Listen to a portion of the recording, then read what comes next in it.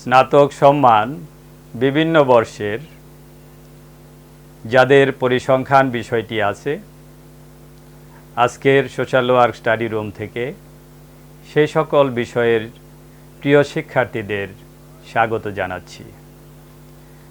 আজকের ক্লাসটি পরিসংখ্যান বিষয়ে অত্যন্ত গুরুত্বপূর্ণ একটি অধ্যায়, কেন্দ্রীয় প্রবণতার পরিমাপ। কেন্দ্রীয়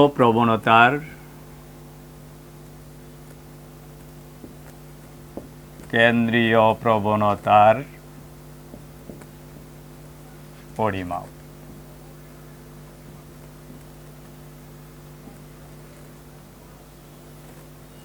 আমরা গাণিতিক সমস্যা সমাধানের পূর্বেই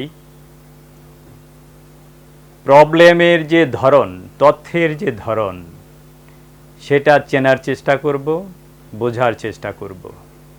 আজকের ক্লাসটি তথ্যের যে সিরিজ, তথ্যের যে ধরন, সেইগুলো নিয়ে। প্রিয় শিক্ষার্থীবৃন্দ, দেখো যে তথ্যের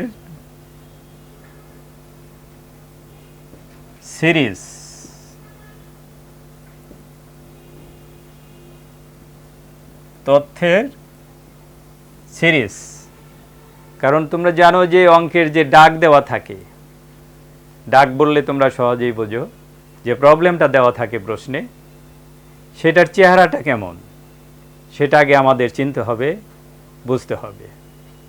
যে তথ্যের সিরিজ সাধারণত তিন প্রকার। কয় প্রকার?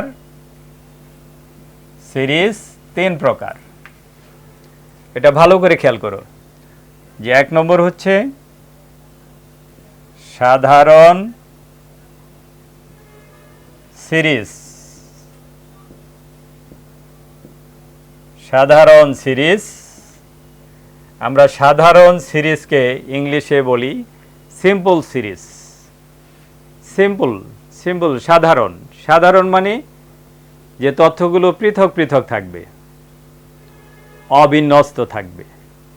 তাহলে এই সিরিজ চেনার উপায় যে তথ্যগুলো পৃথক পৃথক থাকবে, এখানে কোনো গণসংখ্যা থাকবে না, কোনো শ্রেণী থাকবে না।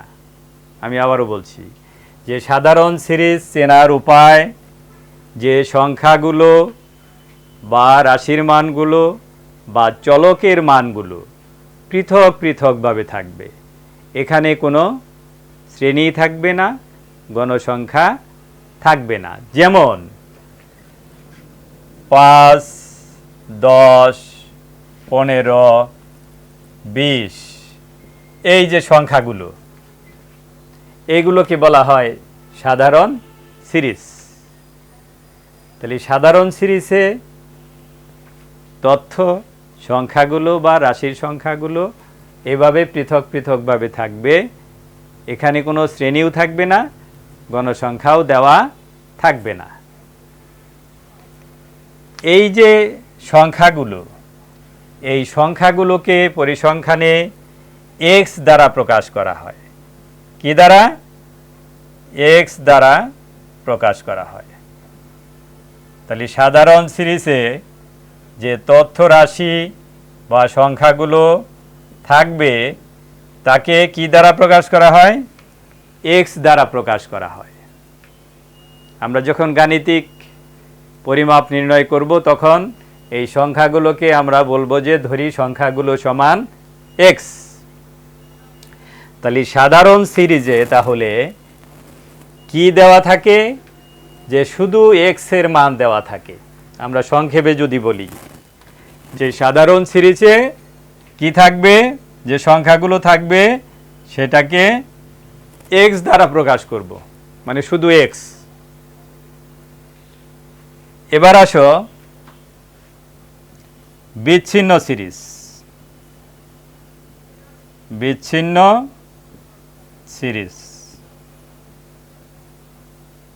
আমি বারবার বলছি যে আমাদের এই অঙ্কের চেহারাটা, তথ্যের ধরনটা আগে ধরতে হবে অঙ্ক করার আগে। তাহলে সাধারণ সিরিজ চিনলাম আমি যে পৃথক পৃথক সংখ্যা থাকবে যেগুলোকে আমি x দ্বারা প্রকাশ করব। এখানে 5টা সংখ্যা থাক 10টা থাক, সবগুলোকে আমি এক্স দ্বারা প্রকাশ করব। এবার বিচ্ছিন্ন সিরিজ এটা থেকে আর একটু ভিন্ন। এটা চেনার উপায় কি? এখানে চলকের মান থাকবে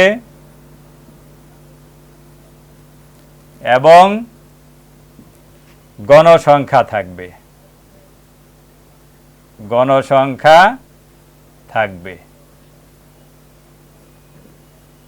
তাহলে দেখো, চলকের মান মানে এক্স, গণসংখ্যা মানে এফ। তাহলে বিচ্ছিন্ন সিরিজের বেলায় কি দেওয়া থাকবে? চলকের মান মানে এক্স, আর গণসংখ্যাকে আমরা প্রতীক দ্বারা প্রকাশ করব এফ। তাহলে কি থাকবে সুপ্রিয় শিক্ষার্থীবৃন্দ?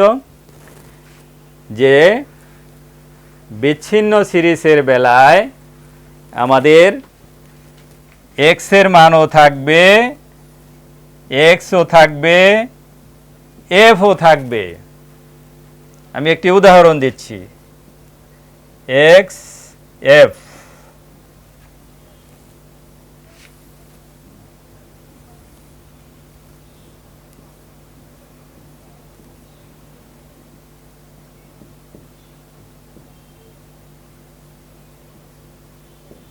এক্স এর মানগুলো কি কি? 5, 10, 15, 20, 25। আর এফ এর মানগুলো ধরো 3, 2, 3, 5, 4, 1। তাহলে অঙ্কে যখন এই ধরনের প্রবলেম থাকবে, তথ্য দেওয়া থাকবে, তখন বুঝতে হবে যে এটা বিচ্ছিন্ন সিরিজ। তাহলে বিচ্ছিন্ন সিরিজ চিনব কেমনে? যে এক্স এর মানও দেওয়া থাকবে, এক্স মানে চলকের মান, এক্স মানে রাশির মান, এক্স মানে দফার মান, এক্স মানে তথ্যের মান। তাহলে বিচ্ছিন্ন সিরিজে এক্সও দেওয়া থাকবে, এফও দেওয়া থাকবে। এক্স মানে কি? চলকের মান। এফ মানে কি? গণসংখ্যা। তাহলে এক্স এইভাবে তোমাদের প্রবলেমটা এইভাবে দেওয়া থাকবে, যে এরকম যদি তথ্য দেওয়া থাকে তাহলে বুঝবা যে তুমি এটা বিচ্ছিন্ন সিরিজের অঙ্ক করতে যাচ্ছ। আবারও বলছি, বিচ্ছিন্ন সিরিজে কি থাকবে? এক্স এর মান অর্থাৎ চলকের মান। আর কি থাকবে? এফ মানে গণসংখ্যার মান। এই দুইটি জিনিস থাকলে বুঝতে হবে যে এটা বিচ্ছিন্ন সিরিজ। তাহলে সাধারণ সিরিজ চিনব শুধু এক্স থাকলে। বিচ্ছিন্ন সিরিজ চিনব কিভাবে? যে এক্সও থাকবে, এফও থাকবে। দেন পরের সিরিজ 3 নম্বর সিরিজ হচ্ছে অবিচ্ছিন্ন বা শ্রেণীকৃত। 3 নম্বর সিরিজ অবিচ্ছিন্ন বা শ্রেণীকৃত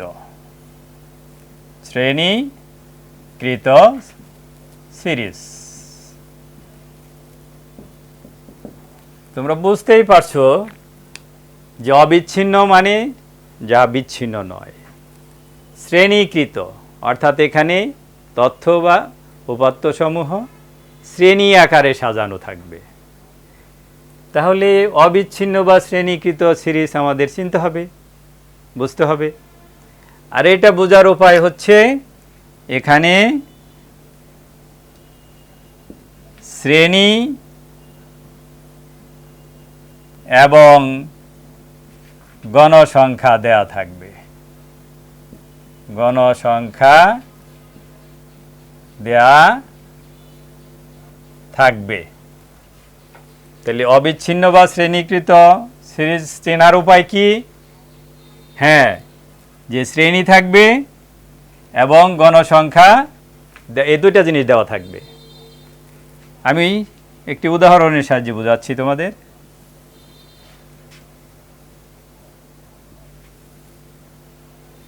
শ্রেণী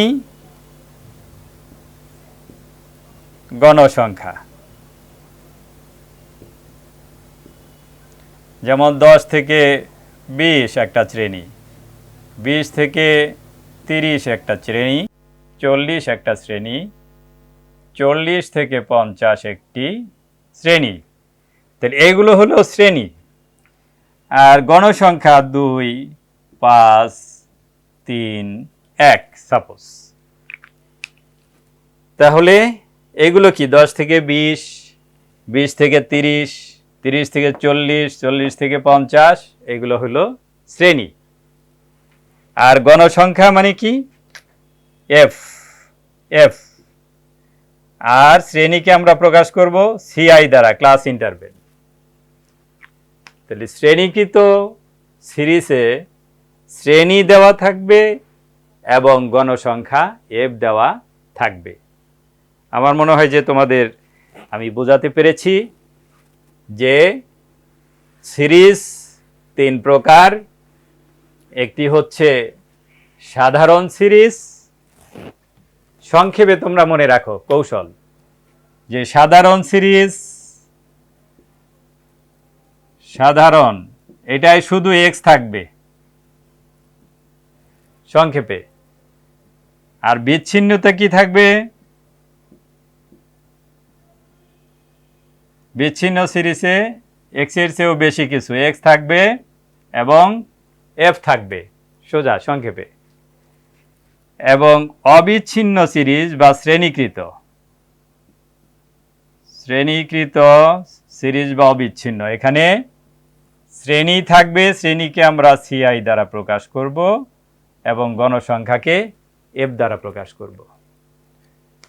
আমার মনে হয় যে আমি সিরিজগুলো বোঝাতে পেরেছি। যে সাধারণ সিরিজে তথ্যের মানগুলোকে এক্স দ্বারা প্রকাশ করব, শুধু এক্স থাকবে। বিচ্ছিন্ন সিরিজে এক্সও থাকবে, এফও থাকবে, অর্থাৎ গণসংখ্যাও থাকবে। শ্রেণীকৃত বা অবিচ্ছিন্নর বেলায় শ্রেণী থাকবে, শ্রেণীকে আমরা সিআই দ্বারা প্রকাশ করব, ক্লাস ইন্টারভেল, এবং গণসংখ্যা দেওয়া থাকবে। তোমরা যদি আজকের এই ক্লাসটি ভালোভাবে বুঝে থাকো, পরবর্তীতে যে প্রবলেমগুলো, অঙ্কগুলো আমি করাবো অত্যন্ত সহজবোধ্য হবে এবং সহজেই তোমরা এটা আয়ত্ত করতে পারবে। তো আজকের ক্লাসে তোমাদেরকে আবারও সোশ্যাল ওয়ার্ক স্টাডি রুম থেকে ধন্যবাদ জানিয়ে এখানেই শেষ করছি।